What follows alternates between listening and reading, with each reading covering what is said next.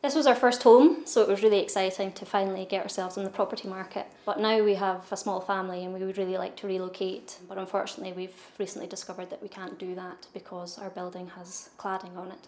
Rosalind lives in this 2-bedroom flat with her husband and an 11-month-old daughter. The couple love their home, but they want to move closer to family in Aberdeen.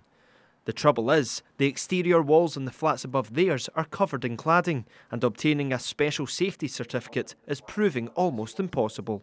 Unfortunately now it feels like we've become trapped in this property, and sometimes it feels like, particularly during lockdown, a bit like a prison. Government advice changed after the Grenfell Tower fire in 2017. 72 people died in the tragedy.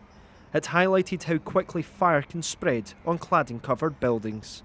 The challenge then for the lending community is actually, now this government advice is out there, the last thing we want to do as lenders is to lend money to somebody to buy a home that isn't safe. To show mortgage lenders that buildings are safe, regulators introduced this. It's an external wall fire review form, also known as an EWS1 form.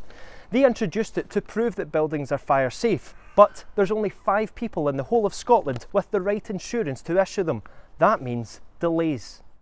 If one house owner in a block actually manages to get a form, it can be used for everyone, but you'll have to get permission from every other owner in the building and share costs.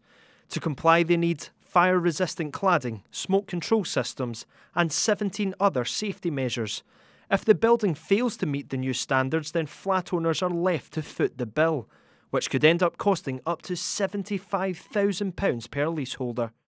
The situation is taking an emotional and mental toll on Rosalind. They would really like to see our daughter growing up nearby. So. The UK government set aside £1.6 billion for affected flat owners. The Scottish Government did receive a slice of that money, but Housing Minister Kevin Stewart says flat developers also have their part to play. I want to help them resolve the situations that they find themselves in through no fault of their own. But first and foremost, we've got to establish all of the difficulties, and secondly, we have got to look at where we can pull in money from those folks who have done wrong in the first place.